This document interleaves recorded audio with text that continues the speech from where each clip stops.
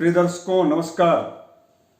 मेष राशि के जो लोग हैं उनके जीवन में जो उनकी आजीविका को लेकर के, उनके कार्य क्षेत्र को लेकर के, यानी कि कुल मिलाकर के उनके उन्नति में जो काले जो बादल छाए हुए थे वह काले बादल अब छंटने वाले हैं।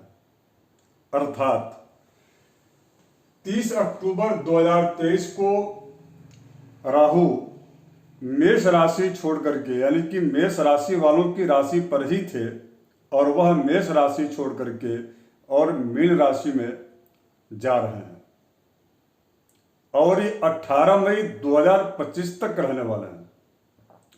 इसलिए मेष राशि वालों के लिए बहुत ही लाभप्रद रहेगा, शुभप्रद रहेगा।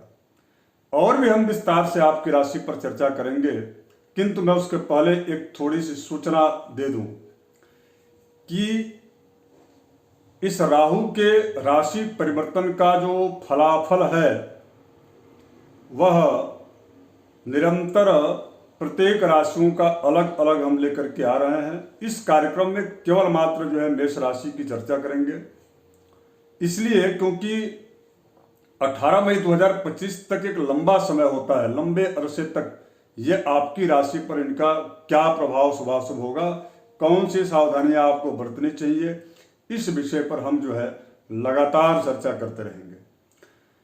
अब इसके पश्चात जब आप सबको पता है कि जब राहु जब राशि परिवर्तन करते हैं तो साथ ही में इनकी ठीक जो है 180 डिग्री पर केतु रहते हैं, तो केतु भी राशि परिवर्तन करेंगे। स्वाभाविक सी बात है, वो भी किसी दूसरी राशि में जाएंगे। जिस प्रकार से राहु मीन राशि को छोड़कर मीन राशि में प्रवेश किए हैं मेष राशि को छोड़ करके, तो इसका प्रभाव क्या पहले था और अब क्या परिवर्तन मेष राशि वालों को देखने को मिलेगा। सीधी सी बात है कि हमने इसमें बताया है 4-5 पॉइंट हमने दिया है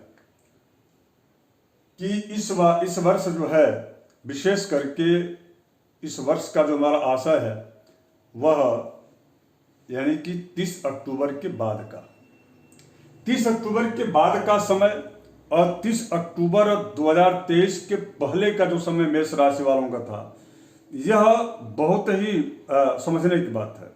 देखिए, इसके पहले आप सबको ज्ञात है कि यहाँ पर थे राहु, यानी कि आपकी राशि पर थे। गुरु पहले से ही वहां पर हैं। गुरु वर्तमान में वक्री हो गए हैं। तो गुरु और जब राहु का जब डिस्टेंस जितना ही कम होता है उतना ही ज्योतिष में उसको अशुभ माना गया है। अशुभ का मतलब कि वह फल जो है गुरु दे नहीं पाते। गुरु तो कभी अशुभ फल देते नहीं, लेकिन गुरु की जो शुभता आपको मिलनी चाहिए, आप उस जो है शुभ फल से वंचित हो जाते हैं। क्योंकि राहु ऐसा मकड़ जाल, ऐसा भ्रम, ऐसा माया फैला करके रखता है कि अच्छे से अच्छे जो विचारक जो लोग होते हैं या आपके जो सपोर्टिव जो अपने जो लोग होते हैं, जिनका आपको गाइडेंस आपके लिए उन्नति का सोपान तय करती हो, सीढ़ी का काम करती हो, ऐसे सभी लोगों को राहु भ्रमित करके और आपको दुख और आर्थिक नुकसान पहुंचाते हैं।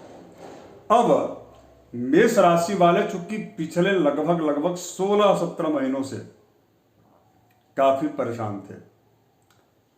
देखिए, उनकी शिक्षा, यदि स्टूडेंट हैं तो उनको शिक्षा से संबंधित परेशानियां थी। उनके ऊपर कोई न कोई लांछन लगते रहते थे लगातार। चूंकि यहाँ पर बृहस्पति बैठकर जो शादीशुदा लोग हैं उनके पति पत्नी के मध्य वैचारिक मतभेद चल रहा था, तकरार चल रहा था। उसमें पार्टनरशिप के व्यवसाय जो कर रहे थे मेष राशि वाले, उनको नुकसान हो रहा था। लगातार आपस में जो है विस्फोटन हो रहा था। उसके साथ साथ में भाग्य अर्थात पिता से संबंध और भाग्य दोनों से संबंध, उनके जो है भाग्य उनका लक उनको उतना साथ नहीं दे रहा था। बाकी लोग ढेर बहुत आगे निकल जा रहे थे और उनको जो है निरंतर प्रयास करने के बाद भी सफलता नहीं मिलती थी जितना उनकी अपेक्षा रहती थी। अर्थात इन सभी कार्यों से अब 30 अक्टूबर से मेष राशि वालों को राहत मिलने वाली है। ये आपके लिए खुशखबरी है। एक लाइन में यूं कहें कि वास्तविक में जो पिछले 16 महीने से मेष राशि पर जो काले जो बादल जो छाए हुए थे वह छटने वाले हैं, और अब जो है उजाला ही उजाला आपको 18 मई 2025 तक देखने को मिलेगा।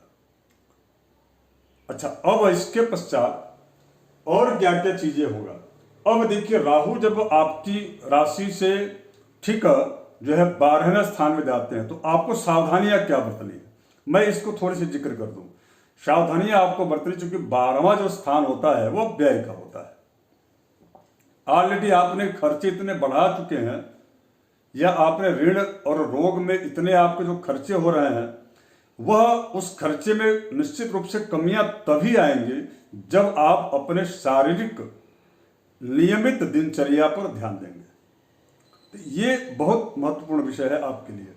अच्छा, जब राहु आपकी राशि के 12वें यानी कि मीन राशि में प्रवेश किए हैं तो निश्चित रूप से केतु आपके सप्तम यानी कि जो आपका पार्टनर, चाहे जीवन साथी हो, चाहे व्यवसाय के हो, चाहे रोज की जो आपका व्यापार जो है, आपका निरंतर रोज के आय का जो एक व्यवस्था बनी हुई है उससे संबंधित हो, जुड़ा हो, इन सभी कार्यों को केतु जो है आकर के, अब चूंकि वह केतु कहाँ आ गए, अब आपकी राशि से ठीक जो है 6ठे स्थान में आ गए।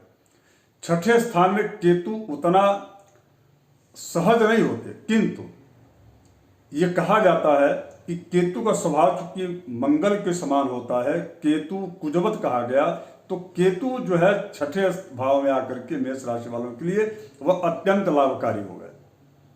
अर्थात यदि आप प्रतियोगी परीक्षा दे रहे हैं तो उसमें प्रतियोगी परीक्षा देने वाले बच्चों के लिए यह केतु अमोघ अस्त्र का काम करेंगे।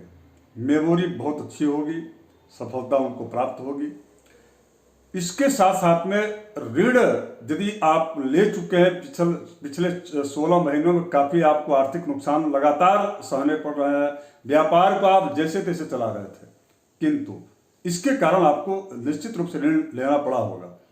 तो या ऋण लेने की यदि आपकी फाइल पेंडिंग पड़ी हुई है तो इन दोनों ही स्थितियों में यह केतु आपके लिए सपोर्टिव है। अब इसके पश्चात राहु का एक राशि परिवर्तन का लाभ आपको एक और दिखेगा। ये दिखेगा कि 4 सितंबर 2023, ध्यान से आप सुनिएगा, 4 सितंबर 2023 से 31 दिसंबर 2023 तक, इस समय जो है जो शनि है वो बकरी है, और 30 अक्टूबर को यह राशि परिवर्तन कर रहे हैं, तो लगभग 1 महीना तो आपको वैसे निकल गया। किंतु कुल मिलाकर के शनि जब तक वक्री होंगे तो आपके एकादश स्थान में आय में वृद्धि, उनकी निरंतरता बनी रहेगी, अर्थात कोई उसमें कोई आपको नुकसान नहीं हो रहा है।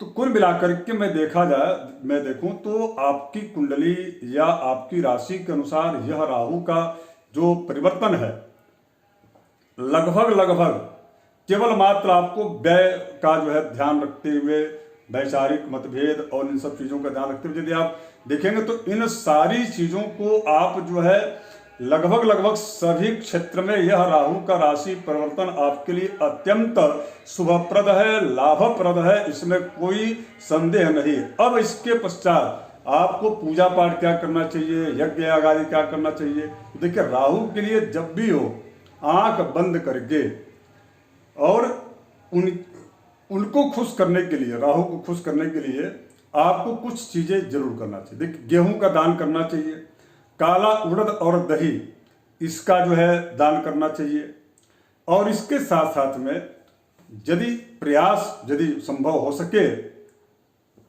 तो राहु के ओम रांग राहवे नमः या ओम ऐं ह्रीं श्रीं रांग राहवे नमः, दोनों ही मंत्रों में से किसी भी मंत्र का आपको सायंकाल गोधूली वेला के बाद एक माला इस मंत्र का यदि आप जप करेंगे तो आपको, मेरे को लगता है कि जो 12वें स्थान में जो आपके राहु प्रवेश कर रहे हैं, हालांकि वह गुरु का घर है, तो आपको ज्यादा नुकसान झेलना नहीं पड़ेगा। आशा करता हूं आपको अच्छा लगेगा। अब वृष राशि वालों के लिए मैं अगले कार्यक्रम में लेकर के उपस्थित होऊंगा कि आपकी राशि पर इसका क्या शुभाशुभ प्रभाव पड़ने वाला है। यह लगातार यह क्रम चलेगा। आप लाइक जरूर कर लीजिएगा, सब्सक्राइब यदि आप नए दर्शक हैं तो जरूर कीजिएगा। जो आपके मन में भावना आती है उसको आप जरूर व्यक्त कीजिएगा। कमेंट बॉक्स में जय श्री राम अवश्य आप लिखिएगा। धन्यवाद, नमस्कार, जय श्री राम।